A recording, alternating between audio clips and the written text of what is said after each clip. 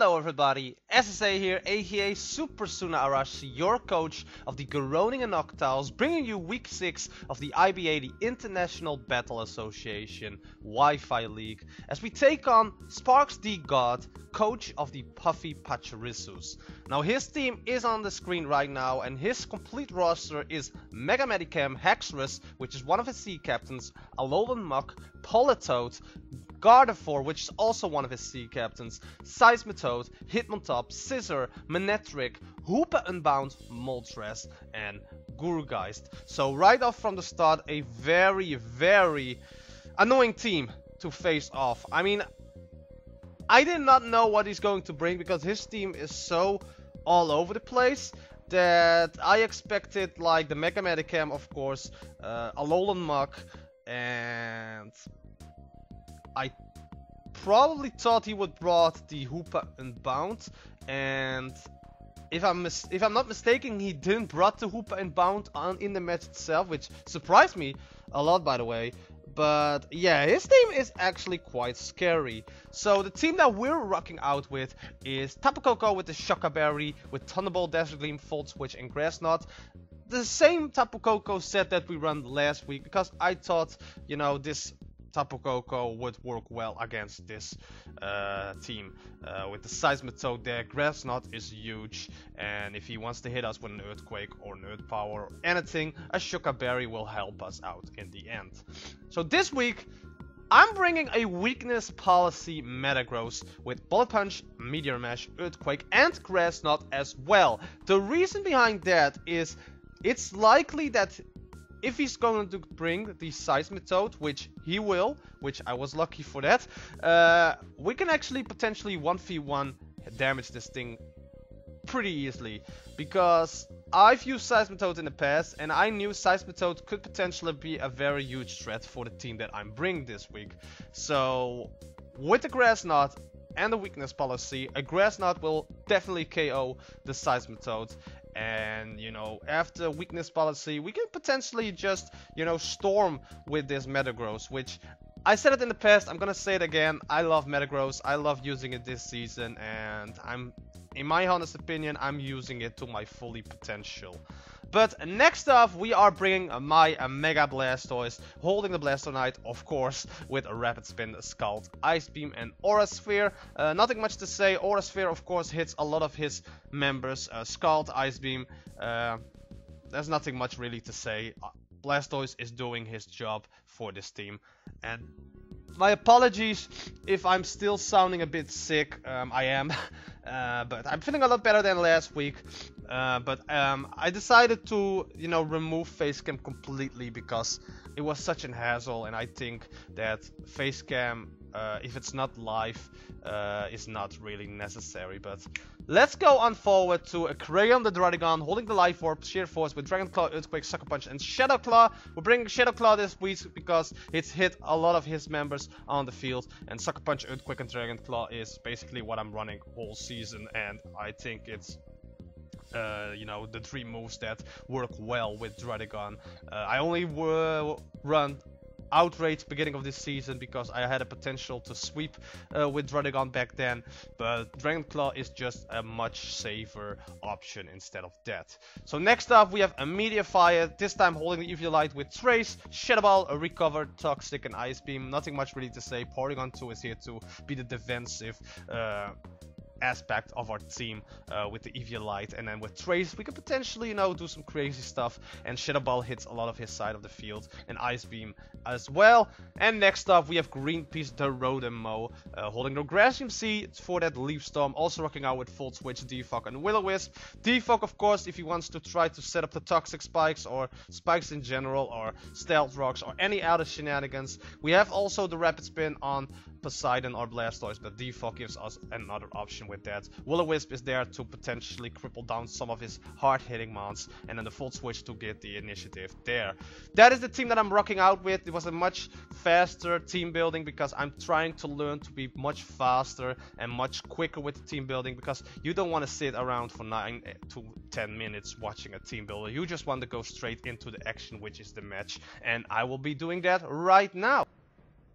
And here we are with the replay of week 6 of the IBA the Groningen Noctowls versus the Puffy Pachirisus. Week 6, we're halfway through of this season, and so far we're not doing very well. Just one win in 5 weeks, so we could potentially get a second win, and then we would be 2-4 if I'm not mistaken. Yeah, I can do math. But he's bringing the Gurgeist, the Hitmontop, the Alolan Mach, the Seismitoad, the Scissor, and the Mega Medicam. Again, just as I said in the team builder, I was definitely expecting 100% to bring the Hoopa and Bound. He didn't do that, which surprised me a lot. You know my team, and looking at his team, I was 100% certain he would start out with the Seismitoad. So I thought, you know what, we can start out with our Rotom, and we can potentially do some funny business. But he's going to start out with his Gurgeist instead. So he's going to bring out the Gurgeist, as I am going to bring out my Rotom. And he has Frisk, so he knows right away from the start that I'm Gresham C, which is kinda meh, but we need to rock out with it. Big thanks, by the way, for Aaron2420. He's been doing a lot of my replays for these matches, and I'm looking at this, and it is crisp and beauty. So if you need some Citra replays, be sure to hook him up. I think he does commissions, but I'm fault switching out into my Porygon 2 to get the Frisk, so I can, you know, get some to see what his item was, which was the leftovers. Now he's going to Toxic me, which is kinda annoying, because us being a defensive Porygon 2 here, it's going to whittle us down. Now here we can see that the Gurgeist has the leftovers, and we're going to get some poison damage from the Toxic. Now here I was like, you know what, let's click Shadow Ball. If he wants to stay in, it's going to take a lot of damage, even though it is a Gurgeist. He's going to in his Alolan Mach. Now this Alolan Mach has been a pain in my ass in this match, and you will see that later on. We do get the special defense drop on with the Shadow Ball, but that's not going to do much, because as you can see from that damage, it's a Azult Fested Alolan Mach. So I'm going to use my Ice Beam here. He's actually going to Pursuit, so he probably thought that I was going to switch out. I'm not the kind of player that switch out that often, so here I was like, okay, now I have to switch out. He's not going to expect me now to switch out. So I'm going to go into my Druddigon here, because I know Druddigon can actually hit hard if needed. So the Poison Jab will connect. We aren't getting poisoned, luckily enough. Then he's going to withdraw his Alolan Mach into his Beyblade, which is the Hitmontop. So he's going to get that Intimidate drop off on my Druddigon.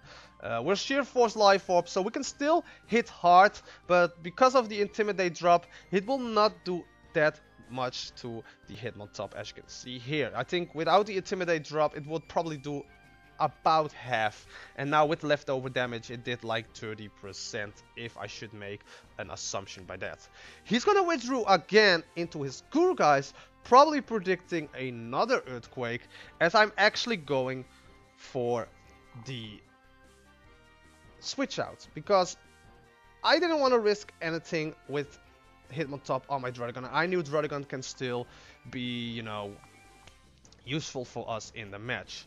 So it's back again with Porygon 2 and the Gurgeist on the field. This Gurgeist also has been a pain in my ass, by the way, and I should actually give a compliment to my opponent here for him rocking out with the Gurgeist, because he did that actually pretty well, and it made me appreciate Gurgeist on that level.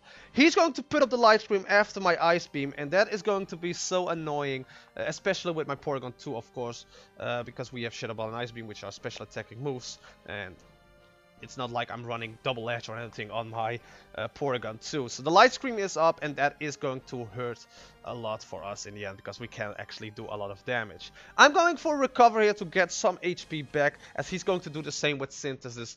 I should actually have just gone for the Ice Beam here to at least do some damage, and maybe we get lucky with the Hex. But Unfort is Unfort, because at that point I was, you know, thinking about the health of my Porygon 2. He's actually going to switch out into his Steelix, predicting the Toxic on my Porygon 2. Maybe he was predicting the Ice Beam, and it would not do enough damage against the Scissor, but a very, very good play from my opponent nonetheless. He's going for Agility to boost up his speed, and I was like, why is he doing this? Why is he, you know, trying to boost off his speed. The Shadow Ball will not do a lot against the Scissor. And then I see Baton Pass, and I'm like, oh shit. I was like, oh shit, what he's going into? He's going into his Medicam, and I was like, okay. But Mega Medicam already outspeed my Tapu Koko. So I was like, okay, it's not that bad. His special defense will fall off with the Shadow Ball, and the Porygon 2 will go down by the potion. So after a lot of turns, the Porygon 2 will fall down. And then the Light Stream wears off. I'm going into my Crayon because I know I can still hit it hard with the Sucker Punch, potentially killing it if I'm lucky. So the Mega Medicam will Mega Evolve here into Mega Medicam. Duh. My commentary is off the charts at the moment. But the Mega Medicam is here. I'm going to hit that Sucker Punch, and we will not kill the Mega Medicam. And Mega Medicam can just hit the Ice Punch, and that will definitely kill off my Draudigon here. But I'm now like, okay, I'm gonna go into my Metagross. I'm gonna go ahead and kill that click that Bullet Punch, because then this Mega Medicam will still die. And if he wants to switch out, then so be it. So here I go for the Bullet Punch. He's not going for any other move, and I can kill off this Mega Medicam. So Porygon 2 and Dragon on the field are down, while his Mega Medicam is now down. Now he's going into his Gourgeist, which has Frisk, and now he knows that I'm Weakness Policy, and I'm like, there goes my plan, because now he's wary of Weakness Policy, and he can actually play around with that. So he goes into his Seismitoad. I clicked a Meteor Mash here, hope to get, you know, that attack boost that we've gotten quite a few often this season. And again, I'm very lucky with the Meteor Mash getting the attack boost, so Metagross is putting a lot of work in this. And you know, I was like, I'm gonna click Grass Knot here either way. He's gonna Scald, and unfortunately for us also, we are going to get the burn, which means that that Meteor Mash attack boost won't do much. The Grass Knot will connect, and as you can see, that won't kill off the Seismitoad at this range. If we could have gotten the Weakness Policy off, it would. But unfortunately, with the burn and everything, this Metagross is crippled, so that we can't, you know, actually use the Weakness Policy strategy that I had planned. I went for an Earthquake here because I knew Earthquake would have killed off the Seismitoad, and if he wants to switch out, it will still do an amazing damage against one of Oddysmons. So he's going into a Scissor, and that Earthquake will do a lot of damage. Then his U-turn on my X-Drive, and the Weakness Policy won't go off here, because Buck is super effective against Psychic, but because we're also part Steel, it won't get off. Again, he's gonna Frisk my Weakness Policy again.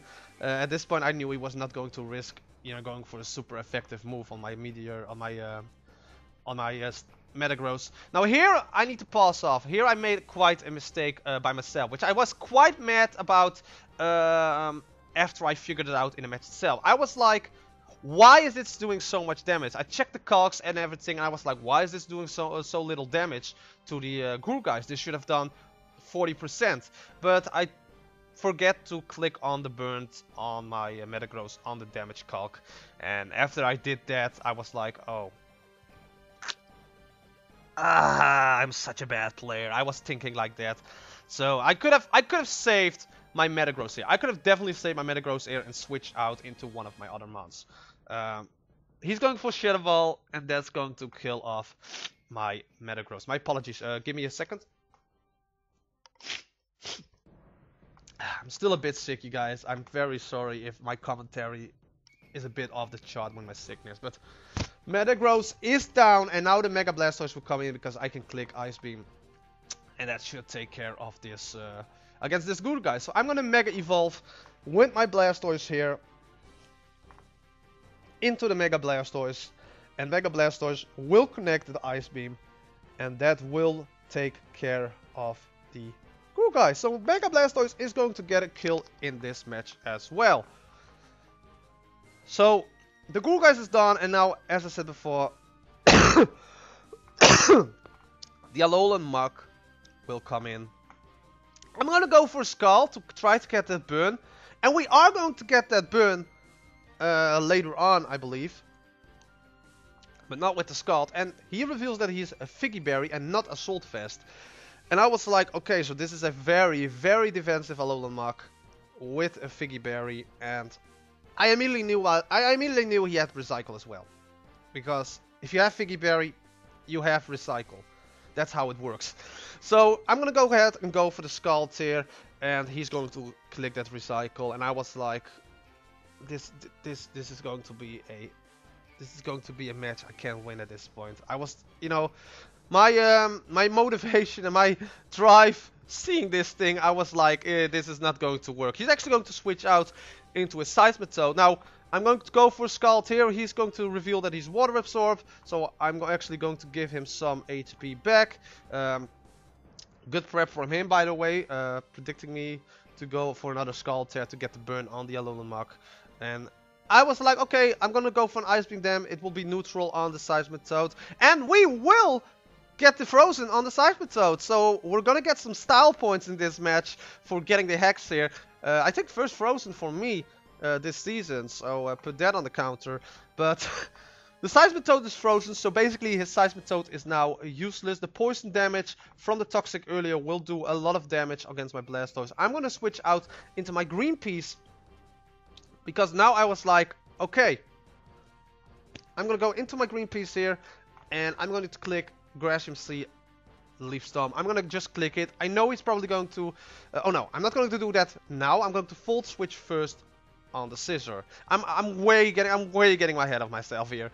So I'm going to go back into my Blastoise here on the Scissor, as the Scissor is actually going to U-turn out. So the U-turn will connect on the Blastoise, and the Blastoise will live on 19 HP. And I think with the poison damage, we will barely live on 3-4 HP, if I'm not mistaken. So Beyblade will come in, his Hitmontop, getting the Intimidate drop off, which won't be that much of an effect against my Mega Blastoise. The poison on 9 HP, or we will live, but the next poison we will kill. And he's just going for Sucker Punch to kill off my Blastoise right away from the bat, which was also a very good play for him. So he's going to get more leftovers recovery here. Now I'm going to go into my Green Piece, the Rotomo,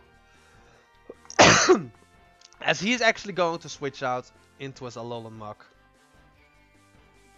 And now we will connect the Leaf Storm, the Bloom Doom, which of course will not do much against the Alolan Muk. And then his Figgy Berry will activate again, and I was like, oh my god, this is so annoying. And I was also sick last week, so I played this game.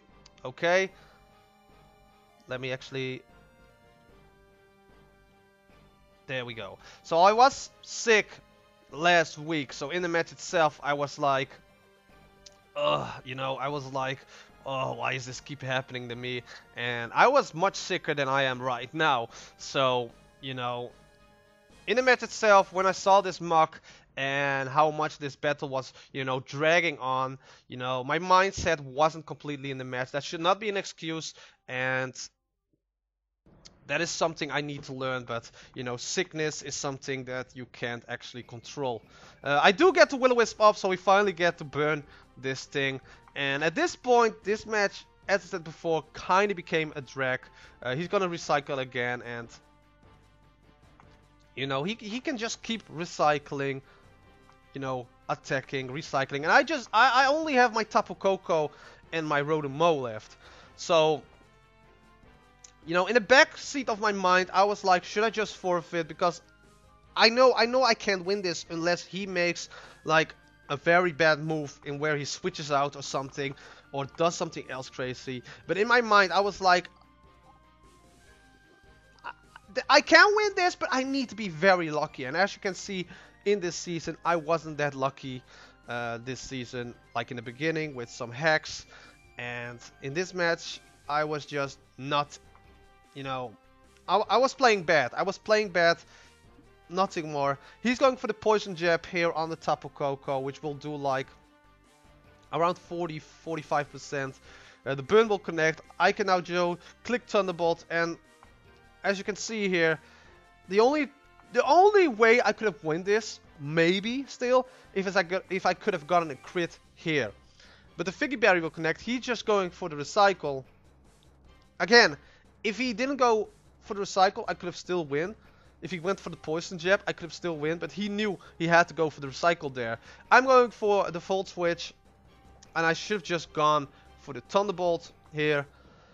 And, you know, I was like, I'm gonna volt switch out into my Rotomo and just try to whittle this thing down to like just before his Figgy Berry. That was my plan. And I didn't want to risk, you know, poisoning my Tapu Koko that way. So, you know, I was like, okay, if I'm going to, you know, volt switch now, it should bring him around just barely that we needed a crit again with the Tapu Koko in order to kill him. So I was basically hoping for a crit here. He's going to recycle the Figgy Berry, of course, because that was his only play. And, you know, with the burn, it will just barely keep him in the green. And I was again like, I need a crit. I need a crit, or I need like a max roll. And as you can see here, a max roll wasn't even enough. I needed a crit at that point. So I was basically hoping for a crit there. Now he's going for the poison jab, which will do a lot of damage against my Tapu Koko. And yeah, at this point the electricity, you know, removed from the field. And as you can see, the Thunderbolt will now do a lot less. And at this point I was, you know, I was basically giving up. I was basically giving up because there was no point for me going to full switch again into the Rotomo, trying to do that. And this match was actually dragging on, and I was hoping he could just kill me off here. And he's going for the I'm going for the Thunderbolt. I was like, kill me off with poison jab. You know, I'm done, as he's actually going to toxic me. And I think the burn will make sure he's in the yellow again, which will make his Figgy Berry active again. And the end of this match was quite... Oh no, he was still, you know, in the yellow. So I was like, I need a max roll or a crit again. But because the electricity is gone, he can just recycle. I played very badly at the end of this, but it was just me giving up. It was just me like, there was a small chance I can win. And I'm not the kind of guy that just wants to, you know, run away from a battle. That just wants to forfeit from a battle. Because that would... I don't know, it's just not my style to forfeit a battle. I want to finish a battle, even if it drags on, which I can only blame myself for this in the end. But I was like, let's do this. He's going to recycle again. He could have easily gone for the poison jab here and kill me off. He's going to recover his Figgy Berry again, and he's going to... This Mug has eaten so many Figgy Berries. It's unbelievable.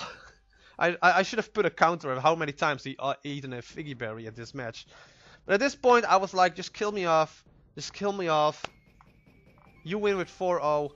And he's going to go for the poison jab. And even going to kill me. So I was like, oh, just kill me. Just kill me. So I'm going to full switch again. There's nothing else I can do.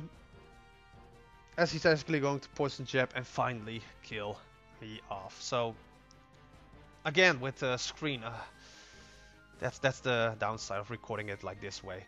So we're going to lose this match with 4-0, which means that we're now 1-5 in this league. So playoffs, I should just forget about that. I should just forget about playoffs. I should not focus on playoffs. There's only a small percentage that I can still make playoffs, but during the rest of this season, the last 6 matches, I just need to have fun. I just need to bring the best out of me and just have fun and just play like I did against Poise, against Aaron, against New Nation Games, against Pokemaster Mike. I just need to be fun. I need to play fun and just try my best to at least get some wins during the rest of this season, so we can actually hopefully get back even during this season, which is going to be hard because there are a lot of good battlers I still have to face the upcoming weeks. But alas, that is draft league competitive. Sometimes you have a season where you win it all, sometimes you have seasons where you know, get butchered every time. And this was the first match that I actually got butchered. The last matches were like 1-0 losses, 2-0 losses, the 3-0 win against Aaron. So in my mindset, I'm not doing bad this season, but I know I can do better, and I'm going to try my hardest to do that in the upcoming weeks. My apologies again for being sick and that my commentary is not that all great in some parts of this match, and sorry for the coughing and that. Thank you for Aaron again for giving me the replay, for doing the thumbnails. His link will be in the description below, as well as SparksTheGod, the coach of the Puffy Pachirisus, as well as all the other coaches and the IBA Twitter and IBA YouTube channel. All will be in the description below, so I highly suggest you check that out. Let me know what you guys think of this match. Like, comment, share this video with others, slash the subscribe button down below and hit that bell icon, because then you get notified every time I upload a new video, and that is sincerely appreciated. And I will see you next week as we take on the Melbourne Stormthrowers, if I'm not mistaken, who has been led by Coach Araptos in week 7 of the IBA Season 4 Wi-Fi Division.